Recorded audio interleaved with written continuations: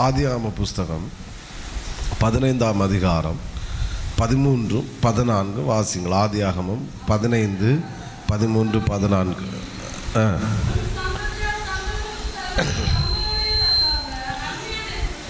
உன் சந்ததியார் தங்களுடையதல்லாத அந்நிய தேசத்தில் பரதேசிகளாயிருந்து அத்தேசத்தாரை சேவிப்பார்கள் என்றும் அவர்களால் 400 வருஷம் உபத்திரவப்படுவார்கள் என்றும் நீ நிச்சயமாய் அறிய கடவாய். இவர்கள் சேவிக்கும் ஜாதிகளை நான் நியாயம் தீர்ப்பேன். பின்பு மிகுந்த பொருட்களுடனே அவர்கள் என்ன செய்வார்கள்? ஆபிரகாமோடு கர்த்தர் பேசுகிறார்.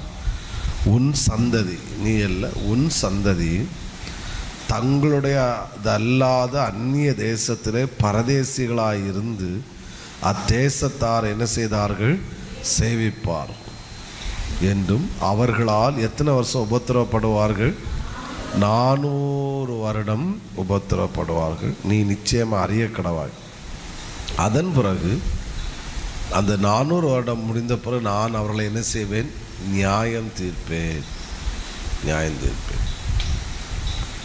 அப்புறம் அவங்க மிகுந்த பொருட்களுடனே என்ன செய்து வருவார்கள்? புறப்பட்டு வருவார்கள். அதே போல யோசேப்பின் நாட்களிலே முதலாவதாக யோசேப்பு எகிப்துக்கு போகிறார். இது ஏதோ தற்செயல் அல்ல, இது தேவனோட திட்டம். அவங்க நினைக்கிறாங்க அவங்க அண்ணமார் அப்படி போவாங்க என்று. அப்படி அல்ல. ஸ்தோத்திரம். தேவ திட்டத்தோடு அனுப்புகிறார். அதன் பிறகு அண்ணமாருங்க ஸ்தோத்திரம் தானியம் கொள்ளும்படியாக போகிறார்கள். கர்த்தர் யோசேப்பை அந்த தேசத்திலே ஒரு உயர்ந்த ஸ்தானத்திலே உன்னதமான அனுபவத்திலே கர்த்தர் யோசேப்பை வைத்தார். ஒரு ஆமீன் சொல்லுங்க பார்க்கலாம். அதன் பிறகு ஆபிரகாமின் சந்ததி, யாக்கோபின் குடும்பம் என்று சொல்லி மொத்தம் ஒரு 70 பேர் எகிப்துக்கு போகிறார்கள். 70 பேர் எகிப்துக்கு போகிறார்கள். அதன் பிறகு அவர்கள் அங்கே தங்கியிருக்கிறார்கள், அங்கே வாழ ஆரம்பிக்கிறார்கள். அப்படி வந்து வந்து வந்து வந்து இஸ்ரவேலர் எகிப்து தேசத்தில் பல்லுகி பெருகிவிட்டார்கள். எப்படி பெருகினார்கள்? பல்லுகி பெருகினார். இவங்களுக்கு நல்ல மரியாதையும் இவர்களுக்கு இருந்தது. ஏன்னா இவங்க யாக்கோபின் குடும்பம். யோசேப்பு என்பவன் அந்த எகிப்தில் ஒரு பெரிய தலைவன். சில வருடங்கள் தாண்டின போது என்ன நடக்குன்னால் ஜனங்கள் யோசேப்பை, ஏன்னா புதிய சந்ததி வர ஆரம்பித்து விட்டது, பல நூற்றுக்கணக்கான வருடங்கள் தாண்ட ஆரம்பித்தது. ஒரு புதிய ஒரு சந்ததி எகிப்தில் வருகிறது. எகிப்தியர்கள் புதிய சந்ததி வருகிறார்கள். இஸ்ரவேலர்கள் புதிய சந்ததிகளாக மாறுகிறார்கள். ராஜாவும் எப்படிப்பட்ட ராஜா வருகிறார் என்றால் யோசேப்பை அறியாத ஒரு ராஜா என்ன செய்கிறார்? வருகிறான். நமக்கு இதெல்லாம் தெரியும், ஆனால் நம்ம உள்ளே போகலை.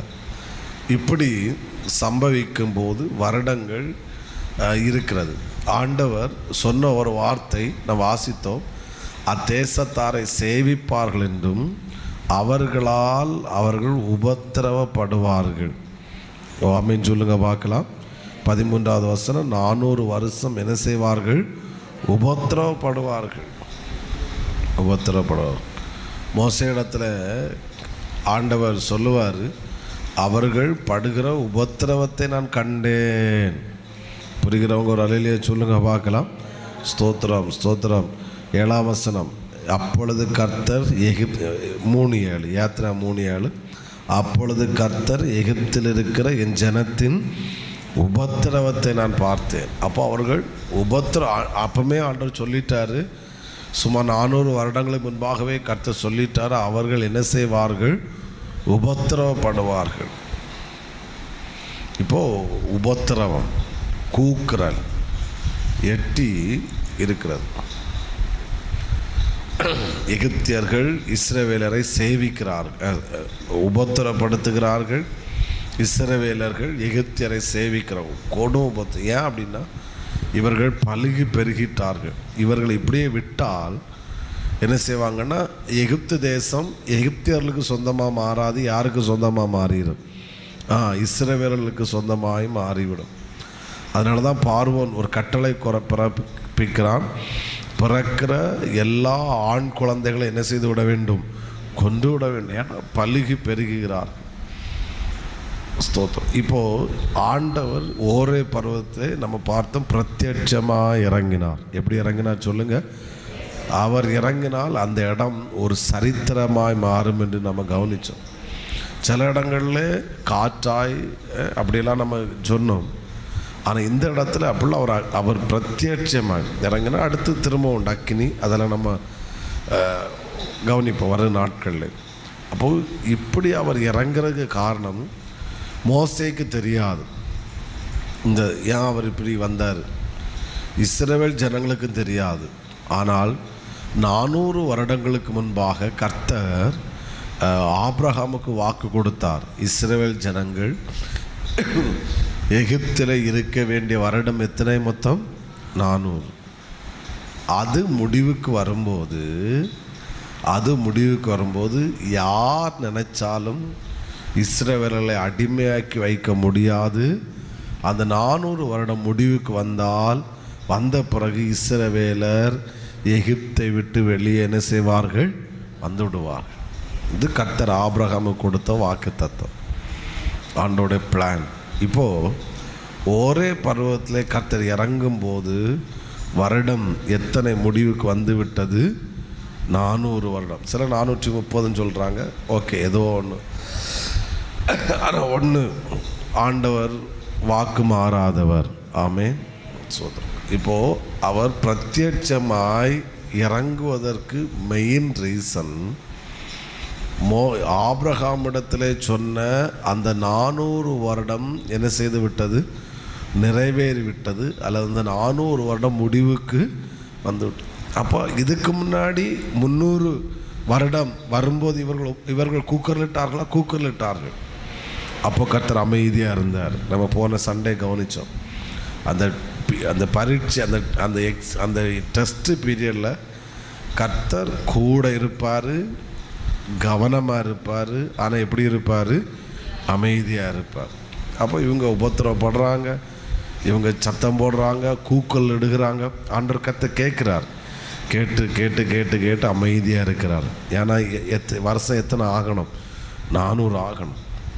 இப்போ 400 ஆன பிறகு இப்போ யாரும் என்ன சொல்ல, ஆண்டவர் அழைக்கவில்லை. அவர் தானாகவே ஒரே பருவத்தில் பிரத்யட்சமாக இறங்கி வந்தார். முதல் வார்த்தை தேவன், ஆண்டவர் சிந்தனை போட்ட வார்த்தை அப்படியே சொல்லுகிறேன்.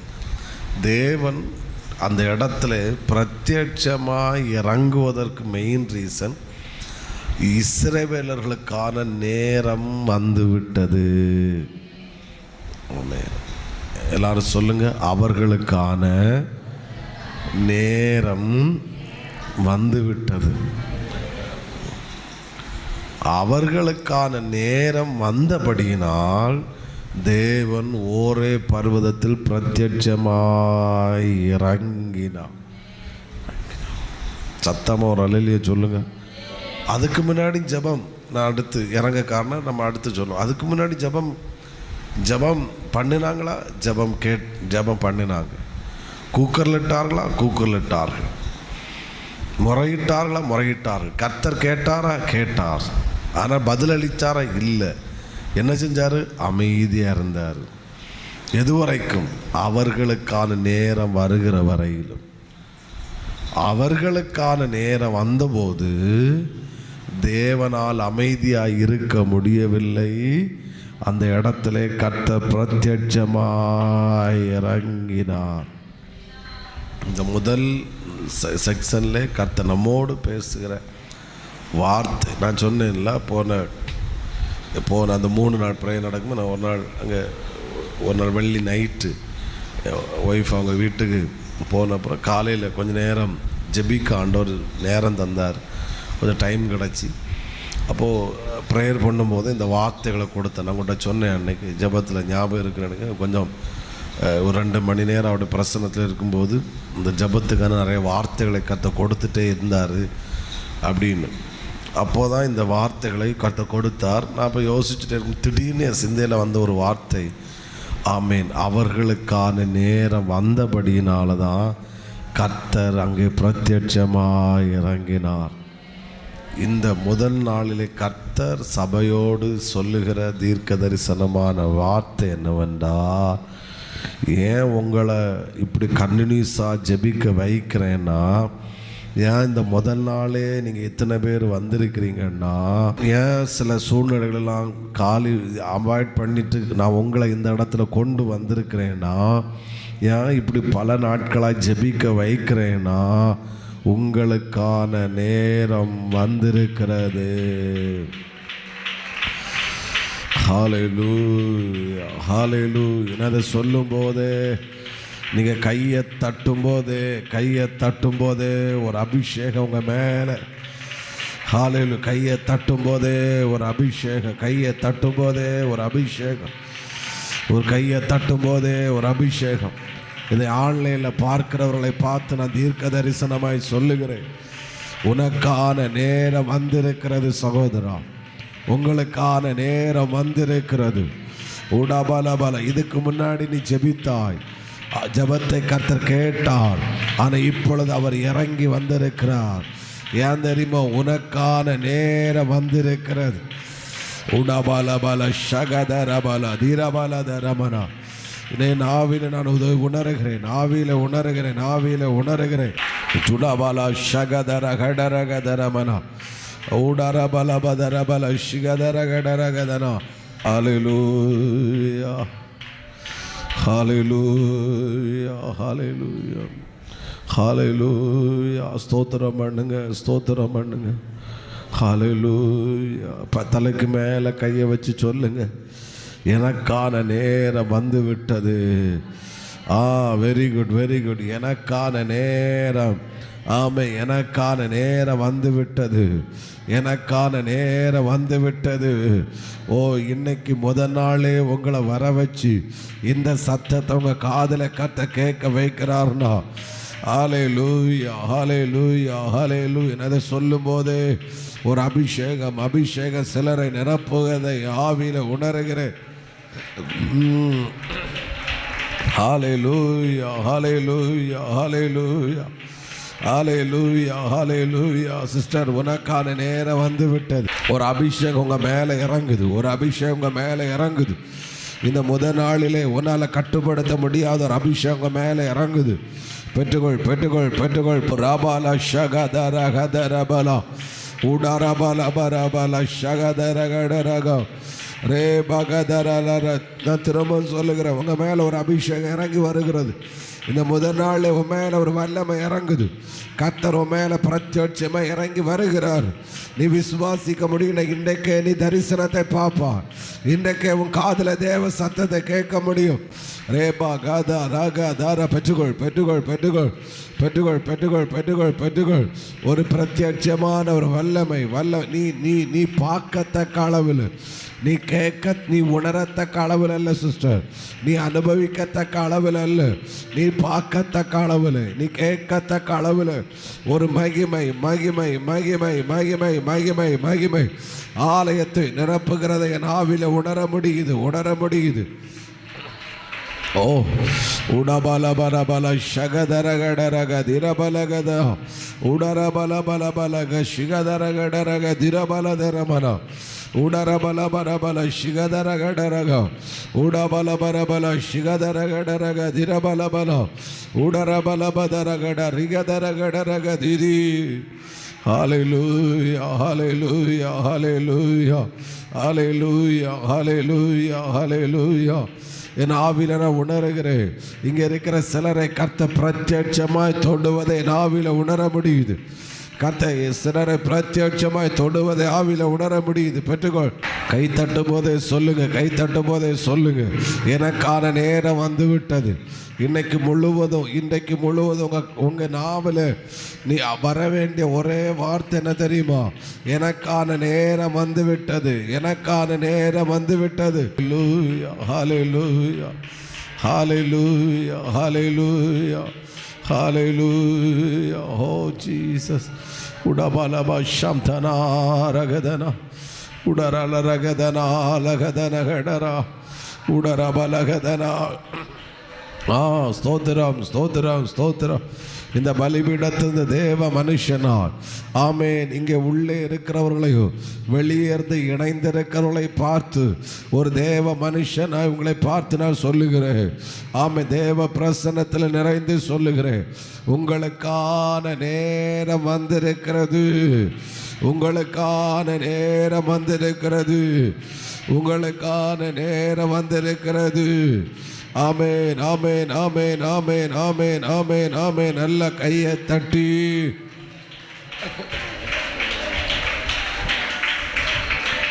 ஹல்லேலூயா, ஹல்லேலூயா, ஹல்லேலூயா, ஹல்லேலூயா, ஹல்லேலூயா, ஹல்லேலூயா, ஹல்லேலூயா, ஹல்லேலூயா, ஹல்லேலூயா. ஆமென். சிலருடைய கண்கள்ந்து கண்ணீர் வரும்.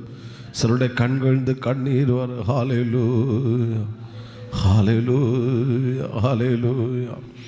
ஆமென் சொல்லுங்க. ஹல்லேலூயா. அன்பின் ஆவியானவரே, விலையேற பெற்றவரே, ஓ ஷபரா பஹகுரா பஹங்கனேமே ரீபஹந்துரா ரகனோ. அன்பின் ஆவியானவர் விலையேற பெற்ற உடரபலப ஷகதரகதரபா.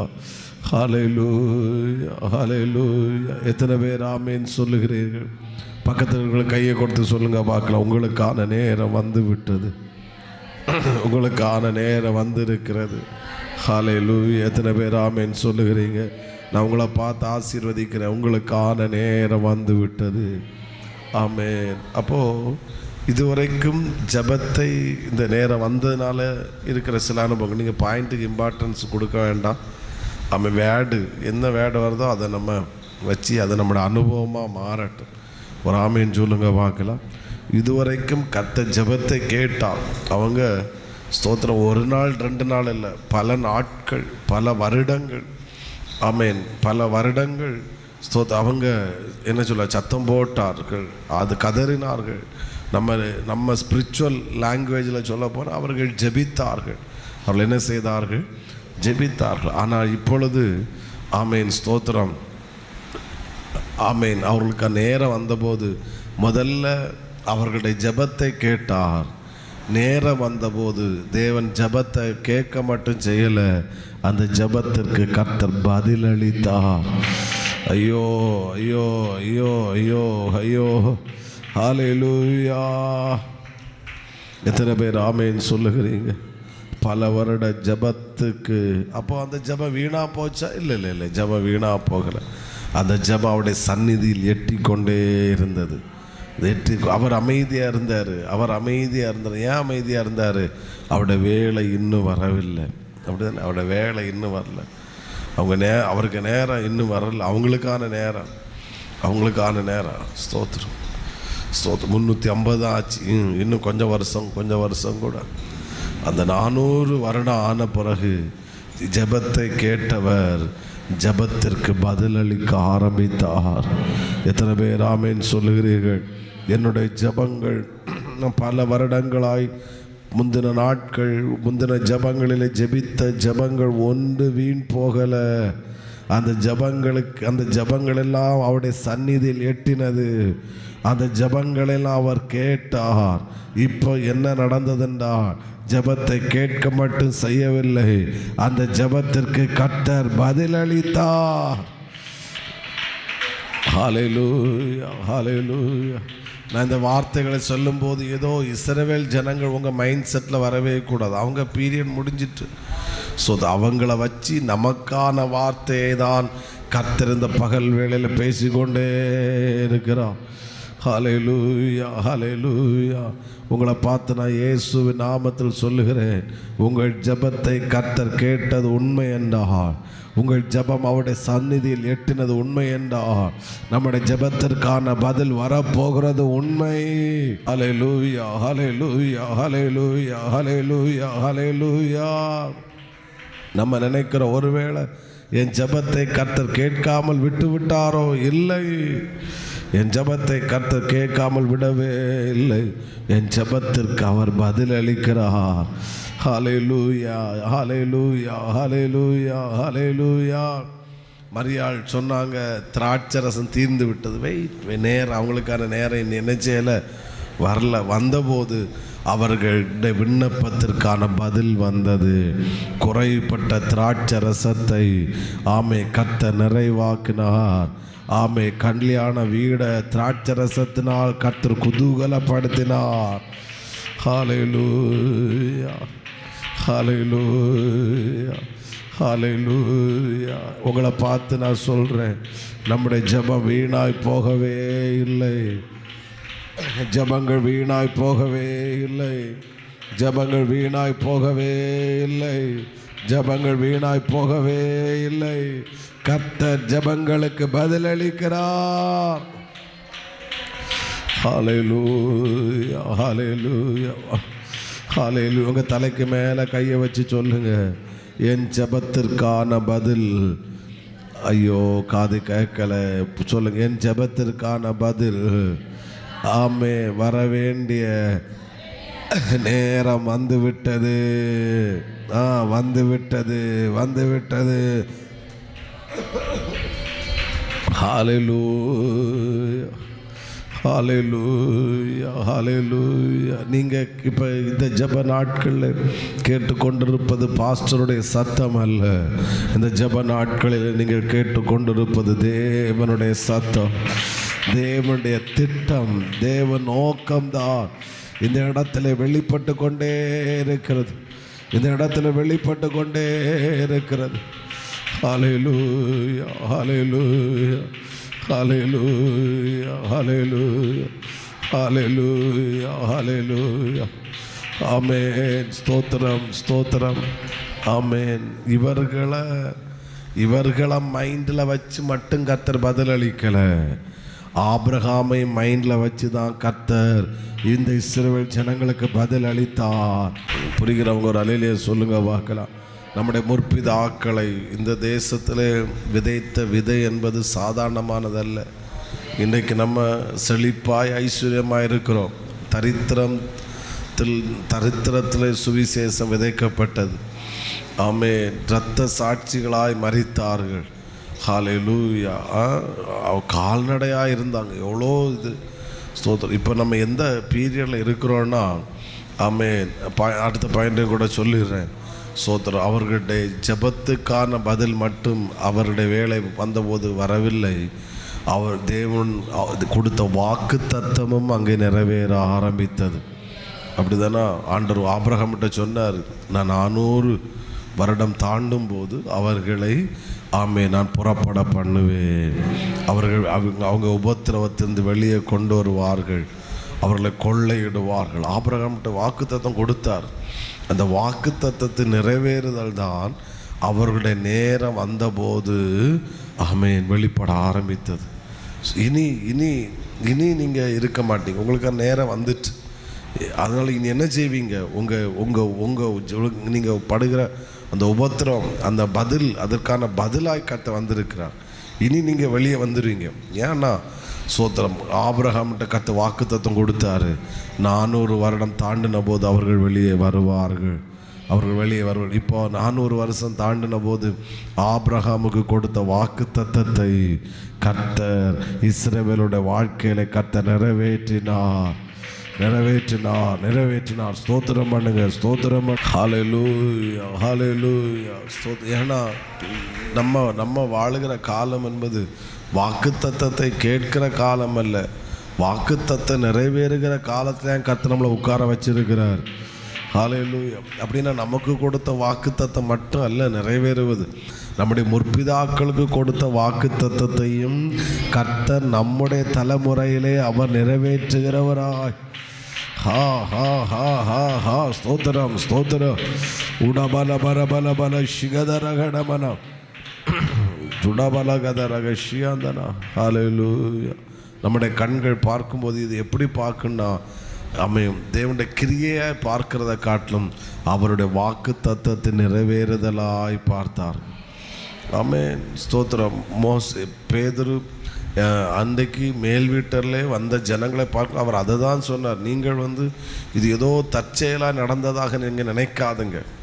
தற்செயலாக இது நடந்ததாக நினைக்காதுங்க. இது யோவேல் தீர்க்கதரிசினால் உரைக்கப்பட்டதான் இப்போ என்ன செய்யுது, நிறைவேறுது. அன்றைக்கு யோவேல் உரைத்தார், இன்றைக்கு அது நிறைவேறி கொண்டிருக்கிறது. நாங்கள் எங்கள் காலம் அந்த யோவேலுடைய தீர்க்க தரிசனம் நிறைவேறுத காலத்தில் கர்த்தர்களை உட்கார வச்சிருக்கிறார். நல்லா புரிஞ்சுக்கோங்க, ஒரு வாக்கு தத்தத்தை கர்த்தர் ஒரு இடத்துல நிறைவேற்றுகிறார்னா அதுக்கு முன்னாடி அந்த ஜனங்களை கர்த்தர் காத்திருக்க வைப்பார். அவர்கள் மேல் வீட்டில் போய் காத்திருந்தவருடைய வாழ்க்கையில் தான் வாக்கு தத்தம் நிறைவேறினது. நம்மளை ஒரு 3 வாரங்களாக 3 நாட்கள் கடைசி நாள் காத்திருக்க வச்சார். இந்த நாட்களில் 7 நாட்கள் ஆண்டவர் காத்திருக்க வைக்கிறார். கர்த்தர் சித்தமான ஆகஸ்டில் 1 மந்தில் நம்முடைய ப்ரேயர் மந்த். ஸ்தோத்திரம். நம்ம இதில் ஏன் இப்படி வைக்கிறாருன்னா, வாக்கு தத்தம் நிறைவேறுகிற காலத்தில் நீங்கள் வந்திருக்கிறீங்க. சில வாக்கு தத்தத்தை நீங்கள் நிறைவேறுவதை பார்ப்பீர்கள். ஹல்லேலூயா. காரணம் உங்களுக்கான நேரம் வந்திருக்கிறது.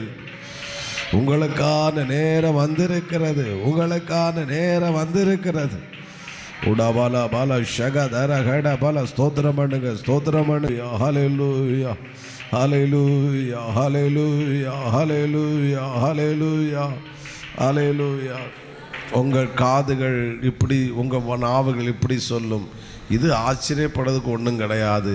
அவர் சொன்னதை இப்பொழுதைய வாழ்க்கையில் நிறைவேற்றி இருக்கிறார். அன்றைக்கு காதுகளால் கேட்டதை இன்றைக்கு கண்களால் நிறைவேற்றியிருக்கிறாரு. அன்றைக்கு வார்த்தையால் சொன்னதை இப்பொழுது கரத்தினால் அவர் நிறைவேற்றியிருக்கிறார். இவங்களுக்கு ஒரு நம்பிக்கை இருந்து, நம்ம இப்படி எப்பமாவது வெளியே என்ன செய்வோம், வருவோம், கர்த்தர் நம்மளை எகிப்திலிருந்து வெளியே கொண்டு வருவார் அப்படின்ற ஒரு நம்பிக்கை இருந்துச்சு. ஆனால் இப்போ கொண்டு போவார்ன்ற நம்பிக்கை அவங்களுக்கு இல்லாமல் போச்சு. நேரம் வந்துச்சுன்னா என் ஜெபத்துக்கான பதிலும் வரும், என் வாக்கு தத்தமும் நிறைவேறும். நான் விசுவாசித்து கொண்டிருப்பதை, இது நடக்கும் என்று நம்பிக்கொண்டிருப்பதை, கொஞ்சம் கூட இன்னும் டீப்பாக சொன்ன, அதாவது எப்படி சொல்ல, மரியாள் மார்த்தாள் சம்பவத்தில் இயேசு சொன்னார், நான் லாசருவை உயிரோடு என்ன செய்ய போகிறேன், எழுப்ப போகிறேன். அப்போ அவங்க சொன்னது, எல்லாரும் கடைசி நாளில் எழும்பும்போது லாசரும் உயிரோடு என்ன செய்வார், எழும்புவார். அது உண்மை.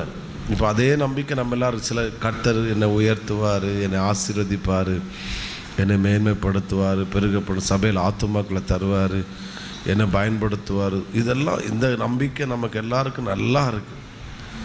ஆனால் நேரம் வந்துவிட்டால் அது நம்பிக்கொண்டிருப்பதை என்றைக்கோ ஒரு நாள் கர்த்தர் செய்யாமல் இன்றைக்கே கர்த்தர் செய்ய ஆரம்பிப்பார். புரியுதா உங்களுக்கு? விசுவாசிக்கிறீங்களா? எனக்கு கண்டிப்பாக கர்த்தர் ஒரு வீடு தருவார். ஆனால் நடக்கும்போது பார்ப்போம். எனக்கு ஆண்டவர் குழந்தை தருவார், நடக்கும்போது பார்ப்போம். எனக்கு ஒரு வாகனம் கர்த்தர் தருவார், அதில் நம்பிக்கை 100% இருக்குது. ஆனால் தரும்போது பார்ப்போம். அது மாறி நடக்கும், கர்த்தர் செய்வார்னு நம்பிக்கொண்டு இருக்கிறாய் அல்லவா, அது என்றைக்கோ ஒரு நாள் அல்ல. நீ விசுவாசித்தால் அது இன்றைக்கே கர்த்தர் செய்வதை, இந்த ஜெப நாட்களிலே கர்த்தர் செய்வதை. ஏன்னா ரீசன் நம்ம நேரம் வந்து விட்டது. என்ன செஞ்சுட்டு இப்போ இவங்களுக்கு ஒரு நம்பிக்கை, எப்படியாவது நம்ம எகிப்தை விட்டு வெளியே போவோம். ஆனால் இப்போ போவோம் அப்படின்ற நம்பிக்கை அவங்களுக்கு சுத்தமாட்டே இல்லை. ஆனால் அவருடைய வேலை வந்ததுனால அவர் இறங்கினார், அவர்களை பார்வோனுடைய கையிலிருந்து கர்த்தர் விடுதலை ஆக்கினார், எகிப்தை விட்டு கர்த்தர் வெளியே கொண்டு வந்தார். ஆமென் சொல்லுங்க பார்க்கலாம். நான் சொல்கிறத எல்லாரும் சத்தமாக சொல்லுங்க.